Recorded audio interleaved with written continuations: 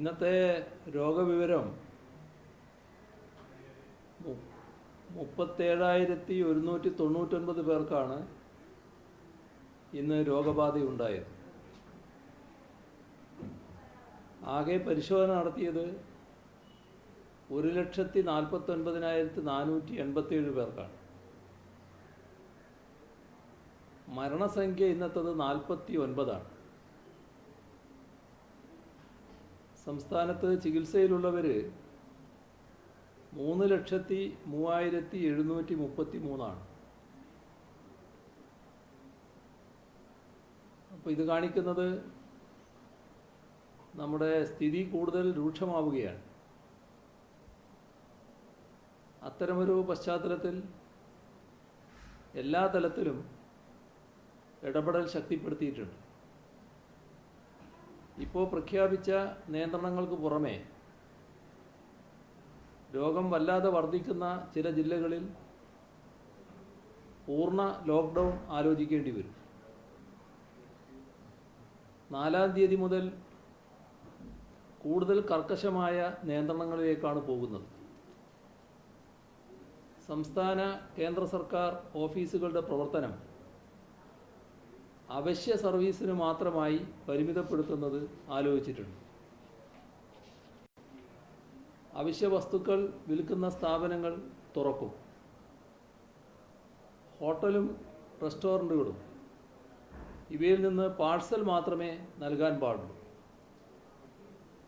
Home ഡെലിവറിയാണ് അനുവദിക്കുക. Delivery നടത്തുന്നവരുടെ വിവരങ്ങൾ ശേഖരിക്കുകയും നിശ്ചിത ഇടവേളകളിൽ പരിശോധന നടത്തുകയും ചെയ്യുന്നത് ആലോചിച്ചിട്ടുണ്ട്. സുഗമമായ ചരക്ക് നീക്കം ഉറപ്പാക്കും. എയർപോർട്ട്, റെയിൽവേ ഇവയിലെ യാത്രക്കാർക്ക് തടസ്സമുണ്ടാവില്ല. ഓക്സിജൻ, ആരോഗ്യ മേഖലയ്ക്ക് വേണ്ട വസ്തുക്കൾ, സാനിറ്റേഷൻ വസ്തുക്കൾ ഇവയുടെ നീക്കം തടസ്സമില്ലാതെ അനുവദിക്കും. ടെലികോം, ഇൻ്റർനെറ്റ് ഈ സേവനങ്ങൾക്ക് മുടക്കമുണ്ടാവില്ല.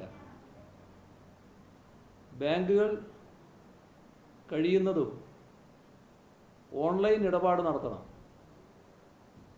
2 മണിക്ക് ശേഷം ബാങ്കുകൾ പ്രവർത്തിക്കുന്നതിൽ ഇടപെടാൻ നോക്കും. ആൾക്കൂട്ടം ഒരു കാരണവശാലും അനുവദിക്കാൻ പറ്റില്ല.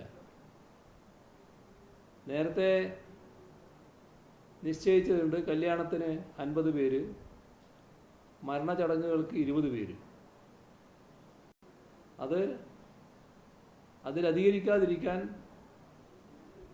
എല്ലാ കരുതലും വേണം. അതിഥി തൊഴിലാളികൾക്ക് അതാതിടത്ത് ജോലി ചെയ്യുന്നതിന് തടസ്സമില്ല. റേഷൻ, സിവിൽ സപ്ലൈസ് ഷോപ്പുകൾ തുറക്കും. ഇത്തരം നിയന്ത്രണങ്ങളുടെ വിശദാംശങ്ങൾ ഉത്തരവായി ചീഫ് സെക്രട്ടറി ഇറക്കും. ആരാധനാലയങ്ങളിൽ പരമാവധി 50 പേർക്ക് പ്രാർത്ഥന നടത്താമെന്നത് എല്ലാ ആരാധനാലയങ്ങളിലും 50 എന്ന അർത്ഥത്തിലാകരുത്. ചില സ്ഥലങ്ങളിൽ തീരെ സൗകര്യമുണ്ടാകണമെന്നില്ല. വലിയ സൗകര്യമുള്ള സ്ഥലത്താണ് 50. അപ്പോൾ സൗകര്യം കുറഞ്ഞെടുത്ത് അതിനനുസരിച്ച് ആളുകളുടെ എണ്ണം കുറക്കണം. കോവിഡ് ഇതര രോഗങ്ങൾക്ക് ആവശ്യമായ ചികിത്സ ഉറപ്പാക്കാൻ ജാഗ്രത കാണിക്കണം.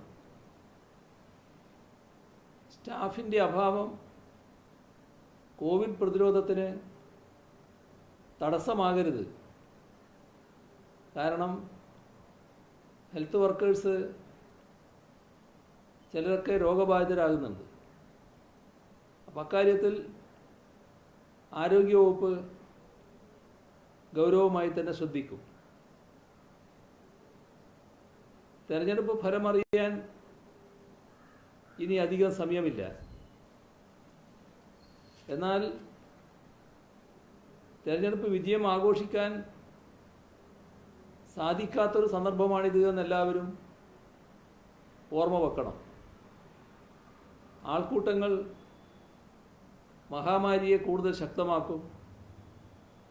രോഗം ശക്തമായി വ്യാപിക്കുന്നതിനിടയാക്കും. അതിന് ഇടവരുത്തരുത്. രാജ്യത്തെ കോവിഡ് വ്യാപനം അത്യധികം രൂക്ഷമായിക്കൊണ്ടിരിക്കുകയാണ്. ഇപ്പോൾ പ്രതിദിന മരണസംഖ്യ 3500 മുകളിലെത്തിയിരിക്കുന്നു. ഏകദേശം 4 ലക്ഷത്തോളം കേസുകൾ എന്നും റിപ്പോർട്ട് ചെയ്യപ്പെടുന്ന സാഹചര്യമാണുള്ളത്. കേരളത്തിലും കേസുകൾ കൂടി വരുന്ന സാഹചര്യം തന്നെയാണുള്ളത്. American journal of tropical medicine and ഹൈജീനും proceedings of the national academy of സയൻസസും നടത്തിയ പഠനഫലങ്ങൾ ഈ ഘട്ടത്തിൽ നാം ഗൗരവത്തോടെ കാണേണ്ടതാണ്. കോവിഡ് വ്യാപനം നിയന്ത്രണ വിധേയമാക്കിയ ലോകത്തെ വിവിധ പ്രദേശങ്ങളിലെല്ലാം മാസ്കുകളുടെ ഉപയോഗം കർക്കശമായി നടപ്പിലാക്കപ്പെട്ടിരുന്നു എന്നവർ കണ്ടെത്തി. മാസ്കുകളുടെ ശാസ്ത്രീയമായ ഉപയോഗം എത്രമാത്രം പ്രധാനപ്പെട്ടതാണ് എന്നാണ് ഈ പഠനം വ്യക്തമാക്കുന്നത്. വീടിന് പുറത്തെവിടെയും ഡബിൾ മാസ്കിംഗ് ഉപയോഗിക്കുന്നത് പ്രധാനമാണെന്ന് പലതവണ വ്യക്തമാക്കിയതാണ്.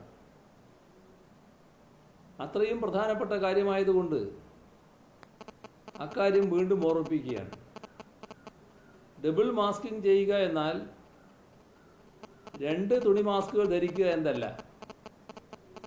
ഒരു സർജിക്കൽ മാസ്ക് ധരിച്ചതിന് ശേഷം അതിനു മുകളിൽ തുണി മാസ്ക് ധരിക്കുകയാണ് വേണ്ടത്. ഈ തരത്തിൽ മാസ്കുകൾ ധരിക്കുകയും കൈകൾ ഇടയ്ക്കിടെ ശുചിയാക്കുകയും ചെയ്താൽ രോഗബാധ വലിയ തോതിൽ തടയാൻ നമുക്ക് സാധിക്കും. മാസ്കുകൾ ധരിക്കുന്നതിൻ്റെ പ്രാധാന്യം ജനങ്ങളെ ബോധവൽക്കരിക്കാൻ വ്യക്തികളും സംഘടനകളും മുന്നോട്ട് വരണമെന്നുകൂടി ഈ ഘട്ടത്തിൽ അഭ്യർത്ഥിക്കട്ടെ.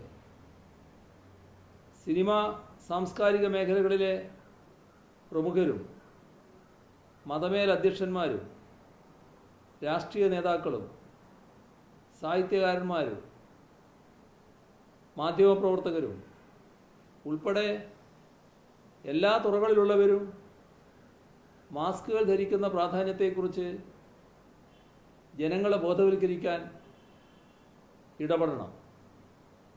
അത്തരത്തിലുള്ള ഇടപെടൽ നമ്മുടെ അയൽരാജ്യമായ ബംഗ്ലാദേശിൽ മികച്ച മാറ്റമുണ്ടാക്കിയെന്ന് പ്രസിദ്ധമായ യേൽ സർവകലാശാലയുടെ പഠനം കണ്ടെത്തിയിട്ടുണ്ട്.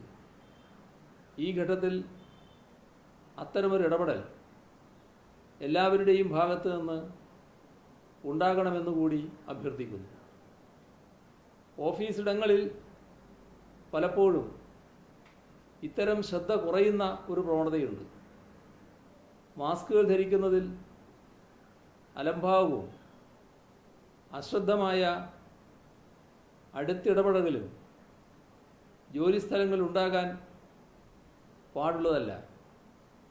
ഒരുമിച്ചിരുന്ന് ഭക്ഷണം കഴിക്കുന്നതും ഒഴിവാക്കേണ്ടതാണ്. ഭീതിക്ക് കീഴ്പ്പെടാതെ ആത്മവിശ്വാസത്തോടെയും പ്രത്യാശയോടെയും പ്രവർത്തിക്കേണ്ട സന്ദർഭമാണിത്. എന്നാൽ അറിഞ്ഞും അറിയാതെയും ജനങ്ങളെ അടിസ്ഥാനരഹിതമായ ആശങ്കകളിലേക്ക് തള്ളിവിടാനുള്ള ശ്രമങ്ങൾ ചിലരെങ്കിലും നടത്തുന്നതായി കാണാൻ കഴിയുന്നുണ്ട്.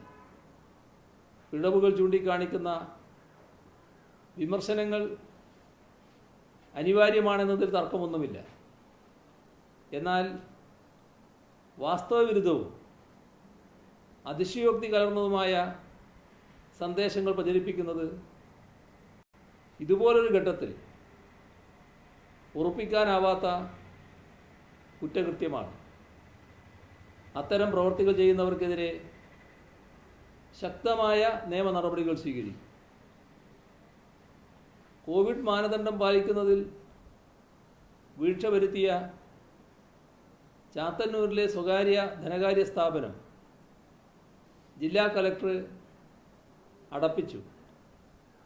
കോവിഡ് വ്യാപനം രൂക്ഷമാകുന്ന സാഹചര്യത്തിൽ മുന്നറിയിപ്പും താക്കീതും നൽകിയിട്ടും ഗൗരവം ഉൾക്കൊള്ളാത്ത സ്ഥാപനങ്ങൾക്ക് നേരെ തുടർന്നും സംസ്ഥാനത്താകെ കർശന നടപടിയെടുക്കാനാണ് തീരുമാനം.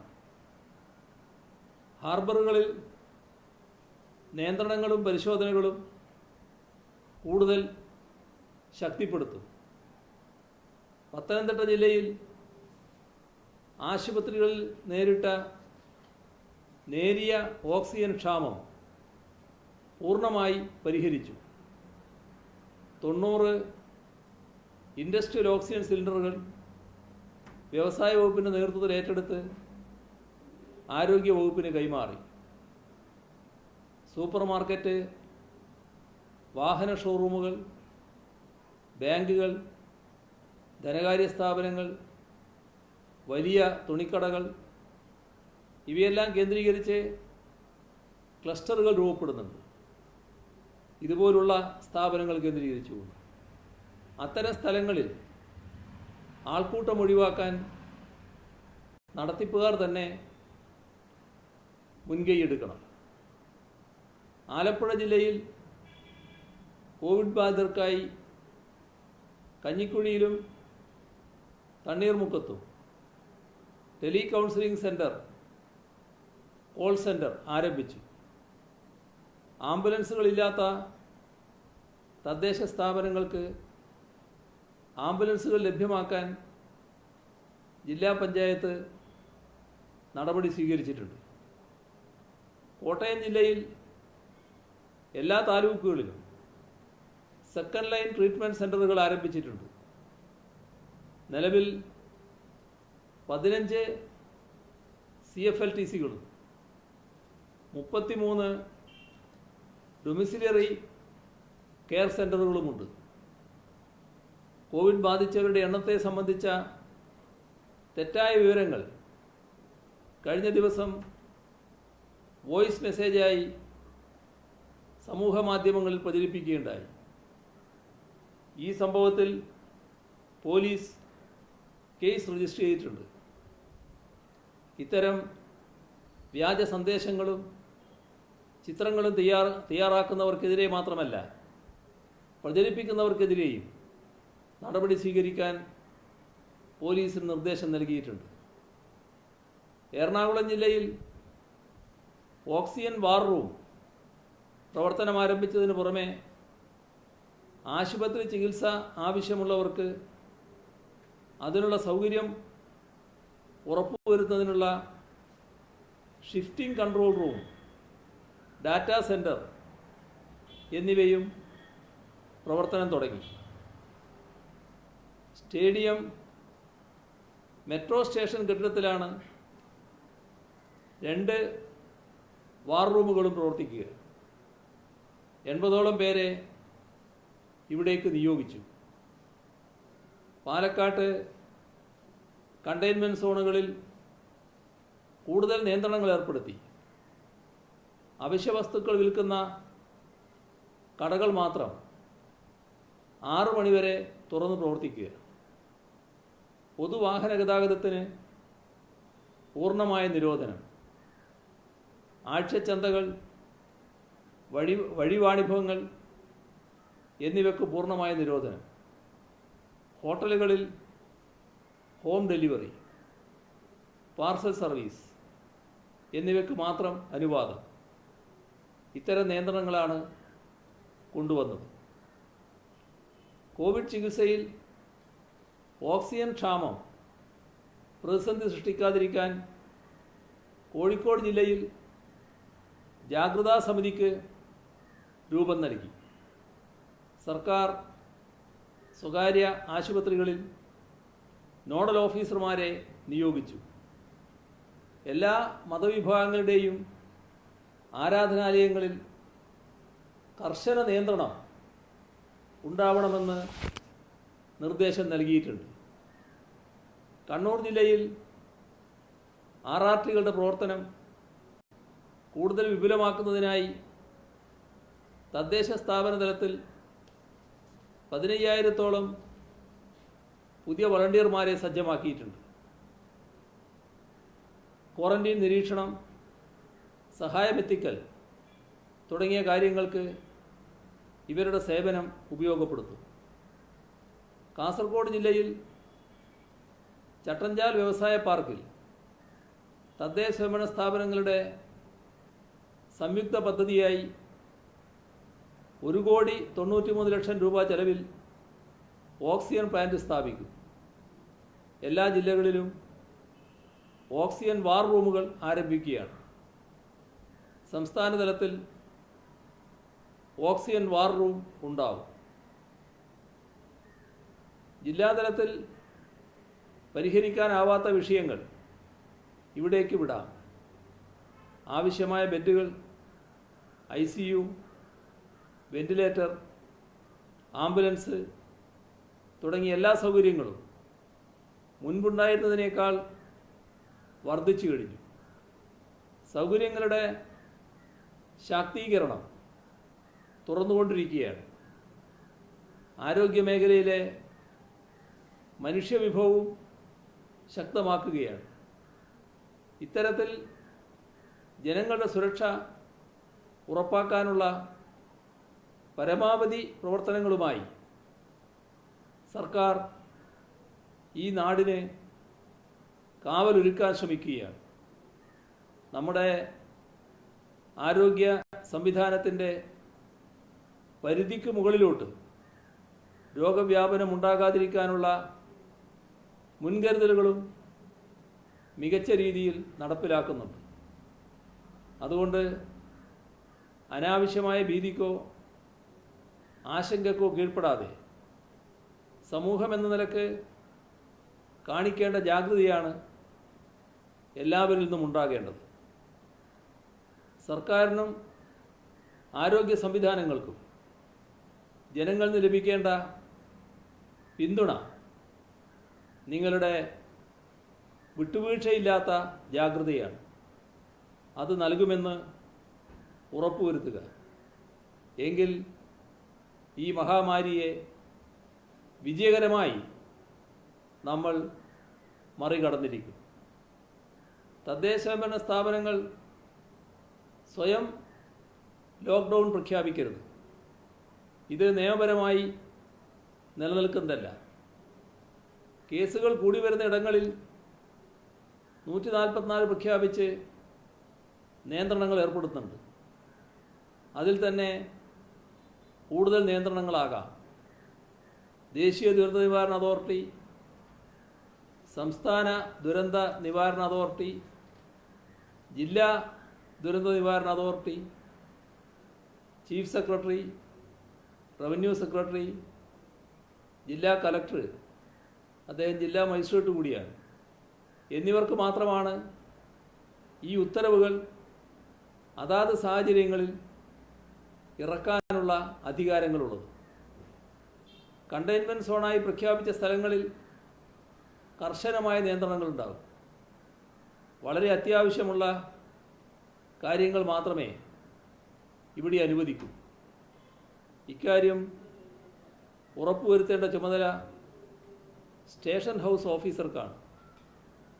മൈക്രോ കണ്ടെയ്ൻമെൻറ്റ് സോണുകളെ ക്ലസ്റ്ററുകളായി തിരിച്ച് നിയന്ത്രണം ശക്തിപ്പെടുത്തണം. ഇത് കോട്ടയം ജില്ലയിൽ വിജയകരമായി ചെയ്തു വരുന്നുണ്ട്. പഞ്ചായത്തുകളിലെ എല്ലാ വാർഡുകളിലും പോലീസ് ഒരു ജനമൈത്രി വളണ്ടിയർ വീതം നിയോഗിക്കും. ക്വാറന്റൈൻ ലംഘനങ്ങളെക്കുറിച്ച് പോലീസിന് വിവരം നൽകുകയും കോവിഡ് പോസിറ്റീവ് രോഗികൾക്കും പ്രൈമറി കോണ്ടാക്റ്റിലുള്ളവർക്കും ബോധവൽക്കരണം നൽകുകയുമാണ് ഇവരുടെ പ്രധാന ചുമതല. വീടുകളിൽ ക്വാറന്റൈനിൽ കഴിയുന്നവർ അക്കാര്യം സ്വമേധയാ അധികൃതരോട് വെളിപ്പെടുത്താൻ തയ്യാറാകണം. വീടുകളിൽ കഴിയുന്നതിന് എന്തെങ്കിലും ബുദ്ധിമുട്ടുള്ളവർക്ക് അക്കാര്യം തൊട്ടടുത്ത പോലീസ് സ്റ്റേഷനിലോ 112 എന്ന പോലീസ് കൺട്രോൾ റൂം നമ്പറിലോ അറിയിക്കാം.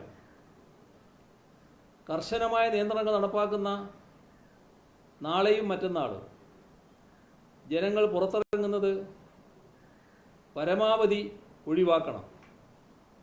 ആശുപത്രികളിൽ കഴിയുന്ന രോഗികളുടെ കൂട്ടിരിപ്പുകാർക്ക് ഡോക്ടറോ ആശുപത്രി അധികൃതരോ നൽകുന്ന കത്തോ സ്വയം പ്രസ്താവനയോ കയ്യിൽ കരുതി വളരെ അത്യാവശ്യ കാര്യങ്ങൾക്ക് യാത്ര ചെയ്യാം.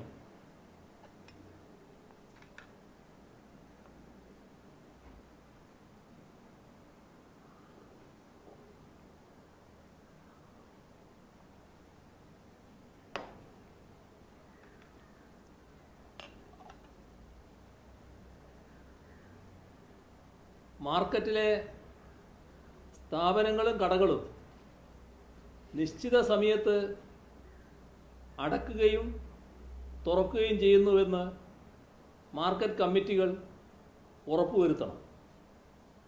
ഇതിനായി മാർക്കറ്റ് കമ്മിറ്റികളുമായി പോലീസ് സ്ഥിരമായ സമ്പർക്കം പുലർത്തണം. ഇരുചക്ര വാഹനങ്ങളിൽ ഒരാൾ മാത്രം സഞ്ചരിക്കുന്നതാണ് ഉചിതം. കുടുംബാംഗങ്ങളാണെങ്കിൽ 2 പേർക്ക് യാത്ര ചെയ്യാം. എന്നാൽ 2 പേരും 2 മാസ്ക് വീതം ധരിച്ചു മാത്രമേ യാത്ര ചെയ്യാവൂ. അതിഥി തൊഴിലാളികൾക്കിടയിൽ ആത്മവിശ്വാസം വളർത്തുന്നതിന് ഡിവൈഎസ്പിമാരും സ്റ്റേഷൻ ഹൗസ് ഓഫീസർമാരും അവരുടെ ക്യാമ്പുകൾ സന്ദർശിക്കണം. കഴിഞ്ഞ 24 മണിക്കൂറിനുള്ളിൽ മാസ്ക് ധരിക്കാത്ത 21,638 പേർക്കെതിരെയാണ് സംസ്ഥാനത്ത് കേസ് രജിസ്റ്റർ ചെയ്തത്. സാമൂഹ്യ അകലം പാലിക്കാത്തതിന് 10,695 കേസുകളും രജിസ്റ്റർ ചെയ്തു.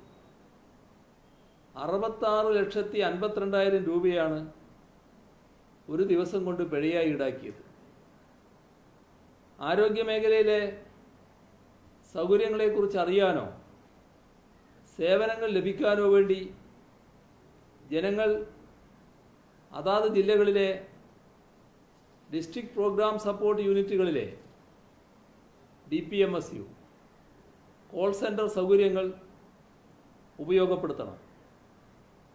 ചികിത്സ ആവശ്യമായി വരുന്നവർ നേരിട്ട് ആശുപത്രികളിൽ പോയി അഡ്മിറ്റ് ആകുന്നതിന് പകരം ആദ്യം ജില്ലാ കൺട്രോൾ റൂമിലോ അല്ലെങ്കിൽ അടുത്തുള്ള ആരോഗ്യ പ്രവർത്തകരെയോ അറിയിച്ചതിന് ശേഷം ചികിത്സ ലഭ്യമാക്കാൻ ശ്രമിക്കുക. ആശുപത്രികളുടെയും ഓക്സിജൻ, ICU, വെന്റിലേറ്ററുകൾ തുടങ്ങിയ സൗകര്യങ്ങളുടെയും മെച്ചപ്പെട്ട മാനേജ്മെൻറ്റിന് അത് സഹായകമാകും. രോഗികൾക്ക് അത്തരം സൗകര്യങ്ങൾ ലഭിക്കാതെ പോകുന്ന സാഹചര്യങ്ങൾ അപൂർവമായി പോലും ഉണ്ടാകാതെ നോക്കാൻ ഈ രീതി സഹായകമാകും. നമ്മുടെ ദുരിതാശ്വാസ നിധിയിലേക്കുള്ള സഹായം പ്രവഹിച്ചുകൊണ്ടിരിക്കുകയാണ്. പിന്നോക്ക വിഭാഗ വികസന വകുപ്പ് 1 കോടി രൂപ, പത്തനംതിട്ട ജില്ലാ പഞ്ചായത്ത് 50 ലക്ഷം രൂപ. പേരൂർക്കട സർവീസ് സഹകരണ ബാങ്ക് 50 ലക്ഷം രൂപ. പാലക്കാട് ജില്ലാ പഞ്ചായത്ത് 50 ലക്ഷം രൂപ. ഊരാളുങ്കൽ ലേബർ കോൺട്രാക്ട് സൊസൈറ്റി 50 ലക്ഷം രൂപ. ഔഷധി 25 ലക്ഷം. ക്ഷീരോത്പാദന സഹകരണ യൂണിയൻ തിരുവനന്തപുരം മേഖല 15 ലക്ഷം. KSFE സ്റ്റാഫ് അസോസിയേഷൻ 14,22,950 രൂപ. ധർമ്മടം സർവീസ് സഹകരണ ബാങ്ക് ആദ്യ ഗഡു 10 ലക്ഷം. കാരമുക്ക് സർവീസ് സഹകരണ ബാങ്ക് 7,77,884 രൂപ. കടവല്ലൂർ സർവീസ് സഹകരണ ബാങ്ക് 7 ലക്ഷം രൂപ. കരിവള്ളൂർ സർവീസ് സഹകരണ ബാങ്ക് 7 ലക്ഷം. മന്ത്രി AC മൊയ്തീൻ 1 ലക്ഷം. മന്ത്രി KT ജലീൽ 1 ലക്ഷം. മന്ത്രി MM മണി 1 ലക്ഷം. മന്ത്രി E ചന്ദ്രശേഖരൻ 92,423 രൂപ. മന്ത്രി AK ബാലൻ 1 ലക്ഷം. ക്യാപ്റ്റൻ ലക്ഷ്മി സൈഗാൾ കാരുണ്യ കേന്ദ്രം തൃശൂർ 6 ലക്ഷം രൂപ. നെന്മാറ മണ്ഡലത്തിലെ പല്ലശ്ശന ഗ്രാമപഞ്ചായത്ത് 5 ലക്ഷം രൂപ. KSRTC employees association 5 lakh. Kerala Sasthra Sahithya Parishad Thrissur ജില്ല 4,32,700 രൂപ. Norka roots director CB Rappai 2 lakh രൂപ. നെടുമങ്ങാട് സർവീസ് സഹകരണ ബാങ്ക് 2 ലക്ഷം. മണർക്കാട് ഗ്രാമപഞ്ചായത്ത് ഭരണസമിതി 2 lakh. Kerala state Asha workers federation 1,50,000 രൂപ. സിയാന ട്രാവൽസ് LLC അജ്മൽ 1 ലക്ഷം രൂപ. Retired assistant engineer Ramakrishnan AR 1 lakh. Retired high court judge justice G Sivarajan 1 lakh രൂപ. Advocate general CP Sudhakar Prasad 1 lakh രൂപ. ശ്രീകുമാർ S എറണാകുളം പുത്തൻകുരിശ് 1 ലക്ഷം രൂപ. Retired high court judge CS Rajan 1 lakh രൂപ. ദുബായ് എമിറേറ്റ്സ് ജീവനക്കാർ 96,000 രൂപ. തുമ്പരത്തി ലെനിൻ്റെ സ്മരണാർത്ഥം കുടുംബാംഗങ്ങൾ 50,000 രൂപ. ലാൽസലാം നവമാധ്യമ കൂട്ടായ്മ തൃക്കരിപ്പൂർ 50,000 രൂപ. മലപ്പുറം ജില്ലയിലെ വാഴയൂർ ഗ്രാമപഞ്ചായത്ത് ജനപ്രതിനിധികളും ജീവനക്കാരും ചേർന്ന് 45,500 രൂപ. മുൻ മന്ത്രി PK ഗുരുദാസൻ 25,000 രൂപ. കിഴക്കൻ ആഫ്രിക്കയിലെ ടാൻസാനിയയിൽ നിന്നുള്ള ലോ കേരള സഭാംഗം PV ജയരാജ് 50,000 രൂപ. വടകര നഗരസഭയിലെ ഹരിയാലി ഹരിതകർമ്മസേന 50,000 രൂപ. പേര് വെളിപ്പെടുത്താൻ ആഗ്രഹിക്കാത്ത ഒരു വിരമിച്ച വൈദികൻ സഭയിൽ നിന്ന് തനിക്ക് ലഭിക്കുന്ന ഒരു മാസത്തെ പെൻഷൻ തുക 8,730 രൂപ.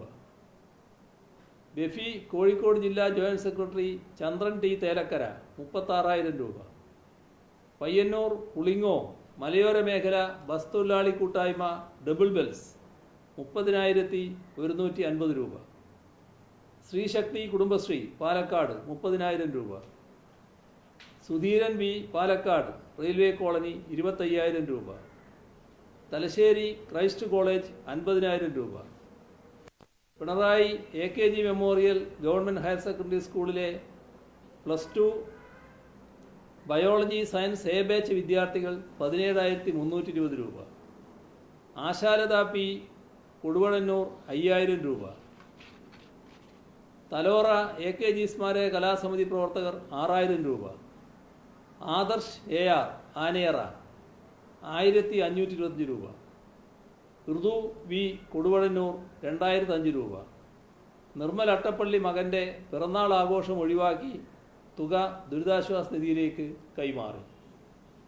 ഇത്രയും വിവരങ്ങളാണ് ഇന്ന് പങ്കുവെക്കാനുള്ളത്.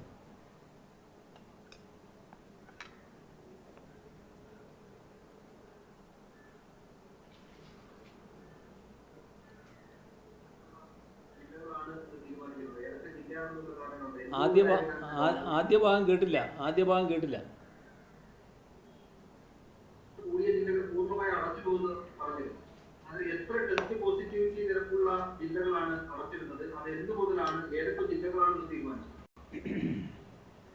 ഇപ്പോൾ ഇപ്പോൾ അടച്ചിടാൻ തീരുമാനിച്ചു കഴിഞ്ഞിട്ടില്ല. എന്നാൽ രോഗവ്യാപനം വലിയ തോതിൽ വർദ്ധിച്ചുകൊണ്ടിരിക്കുന്നു. ടെസ്റ്റ് പോസിറ്റിവിറ്റി റേറ്റ് വലിയ തോതിൽ ഉണ്ടാകുന്നു.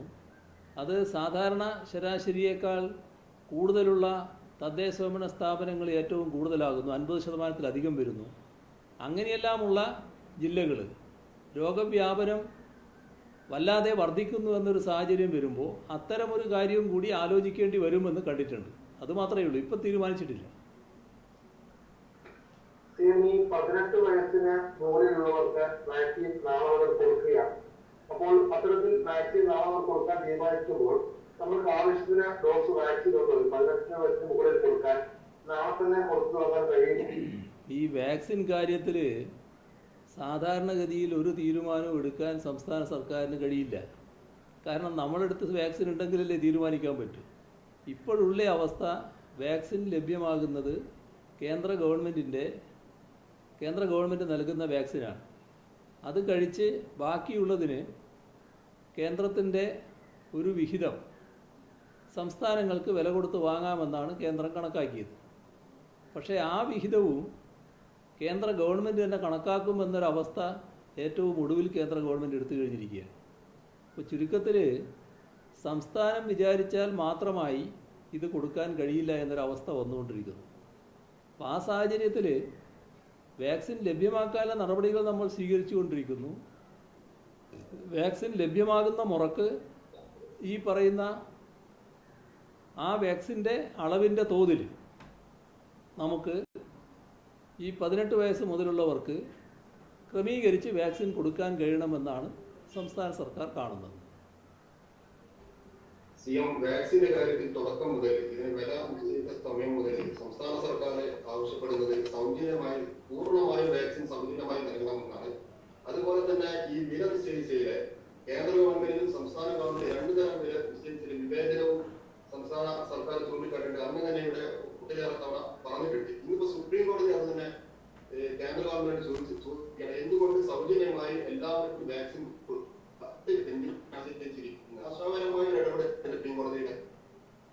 അല്ല, ഇതിൽ ഈ വാക്സിൻ എന്നത് ഒരു പുതിയ കാര്യമല്ല. ഈ നമ്മുടെ കൊറോണ വൈറസ് പുതിയ കാര്യമാണ്. പക്ഷേ നമ്മുടെ രാജ്യത്ത് ഒരുപാട് പകർച്ചവ്യാധികൾക്കെതിരെ നമ്മൾ വാക്സിൻ ഉപയോഗിച്ചിട്ടുണ്ട്, ഇപ്പോഴും ഉപയോഗിച്ചുകൊണ്ടിരിക്കുന്നുണ്ട്. ആ എല്ലാ വാക്സിനും കേന്ദ്ര ഗവൺമെൻറ്റാണ് രാജ്യത്തിനാകെ നൽകുന്നത്. ആ എല്ലാ വാക്സിനും സൗജന്യമായാണ് നൽകിയിട്ടുള്ളത്. ഇതേവരെയുള്ള എല്ലാ വാക്സിനും സംസ്ഥാനങ്ങൾ സൗജന്യമായാണ് ആളുകൾക്ക് നൽകിയിട്ടുള്ളത്. അപ്പോൾ ഈ വൈറസിനെ നേരിടാൻ മാത്രം വില ഈടാക്കുമെന്ന് പറയുന്നതിന് യാതൊരു ഔചിത്യവുമില്ല. ഇതാണ് സംസ്ഥാന ഗവൺമെൻറ് തുടക്കം മുതൽ സ്വീകരിച്ച നില. അതുകൊണ്ടാണ് വാക്സിൻ സൗജന്യമായി തന്നെ നൽകും എന്നൊരു നിലപാട് സംസ്ഥാനം സ്വീകരിക്കാനിടയായത്. വിലയുടെ കാര്യം, വില കേന്ദ്ര ഗവൺമെൻറ്റിന് ഒരു വിലയും സംസ്ഥാന ഗവൺമെൻറ് മറ്റൊരു വിലയും എന്ന നിലപാട് സ്വീകരിക്കാൻ പാടുണ്ടോ? അത് തീർത്തും തെറ്റായിട്ടുള്ളൊരു കാര്യമല്ല. ഗവൺമെൻറ്റുകൾക്കെല്ലാം ഒരേപോലെ തന്നെയല്ലേ വേണ്ടത്. പ്രൈവറ്റിൽ കൊടുക്കുന്നത് അതിൻ്റെ വിലയും എത്ര എന്ന് ക്രമീകരിക്കാൻ കഴിയണ്ടേ? തോന്നിയ പോലെ വില ഈടാക്കാൻ പ്രൈവറ്റുകാർക്ക് പറ്റുമോ? അപ്പോൾ ഇത്തരം കാര്യങ്ങളിൽ ഒരു ക്രമീകരണം കേന്ദ്ര ഗവൺമെൻറ്റിൽ നിന്നുണ്ടാകുന്നില്ല എന്തുകൊണ്ടാണ് ബഹുമാനപ്പെട്ട സുപ്രീം കോടതിയുടെ ഇപ്പോഴുള്ള വിമർശനം ഉയർന്നത് എന്നാണ് ഞാൻ മനസ്സിലാക്കുന്നത്.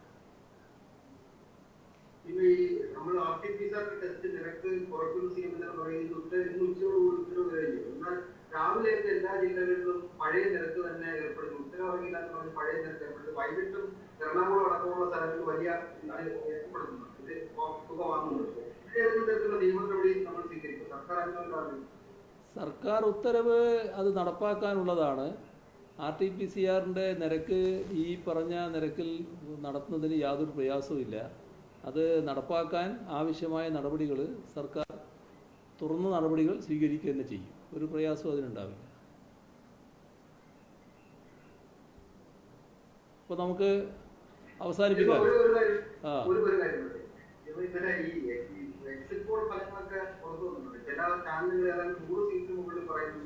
എല്ലാ ചാനലുകളും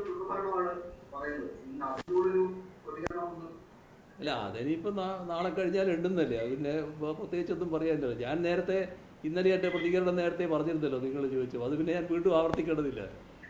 ഏതായാലും നമുക്കനി എണ്ണുന്നവരെ കാത്തിരിക്കുക.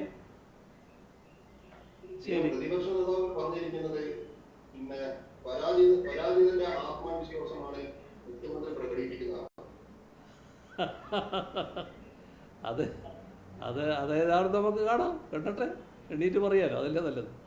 ശരി.